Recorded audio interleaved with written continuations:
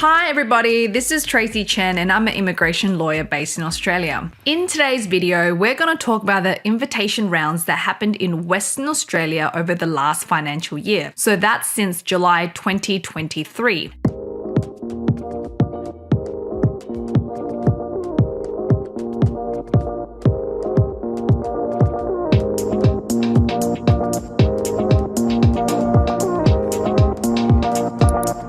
Now, as you may have heard, they have closed for invitations this financial year. However, I don't think that means you should stop your applications and not keep proceeding with them. I think definitely still get your documents in check, your skills assessments, your English tests. You can most definitely lodge an expression of interest now as well, because Western Australia was the first to open last year. So you want to have your application there already. It doesn't say anything about having to lodge a fresh expression of interest to be eligible for the next financial year. I mean, it could change next financial year, but as of now, you can, so I would still go ahead and totally do it. Now, Western Australia was actually pretty good this financial year. Lots of invitations, lots of things happening, and they had prioritized certain industries. So first of all, today's video is in relation to the 491 and 190 visa in Western Australia. Now, to be even eligible to lodge an expression of interest, you must be under 45 years of age, you must have at least competent English, and a valid skills assessment. You will need to have a valid skills assessment in an eligible occupation. Now, Western Australia do have their own occupation list. So you'll need to head over to the website and check your occupation to see if it's on there. If it's not on there, you'll need to make alternative arrangements to lodge elsewhere perhaps. They are open to onshore and offshore applicants. I'll give a general overview of what the requirements are, but there's no need to take too much note of this part because the new financial year is coming up and the requirements may be slightly different. So for the 190 visa, it was actually open to onshore and offshore applicants, and there were essentially three streams: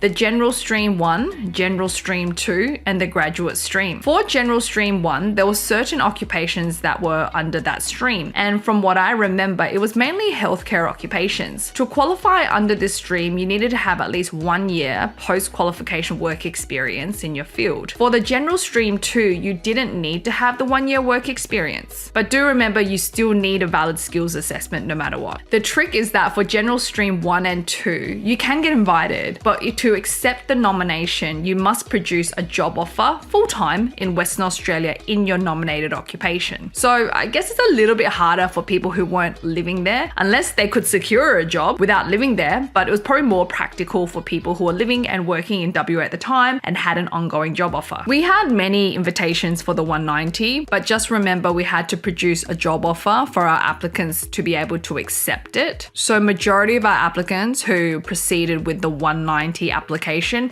had a job offer in WA and were most probably living there. But either way, you could apply if you're onshore, interstate, or offshore. It's important to note that there were occupations that did not require a job offer, and that would be occupations in the construction stream. But you can imagine if that is the case, how competitive it would be. So we did have applicants who had valid skills assessments with an occupation in the construction industry get invited, but because it was super competitive, the way that Western Australia invite is if they have a pool of applicants with the same points, the same occupation, they're going to first invite applicants living in Western Australia, then they will consider applicants who are living interstate or overseas. They're considered the same. We definitely had a lot of occupations in healthcare being invited as well, but mainly applicants living in Western Australia. You need to have 1 year of post-qualification work experience. It can be anywhere that work experience, but you also needed to have that job offer in WA. Now, 491 was a little bit different. It was open to any of occupations that were available on the list. It had the Stream 1, Stream 2, and the Graduate Stream. However, for the 491, you did not need to have a job offer. It was open to applicants in WA as well as interstate and overseas. So as you can imagine,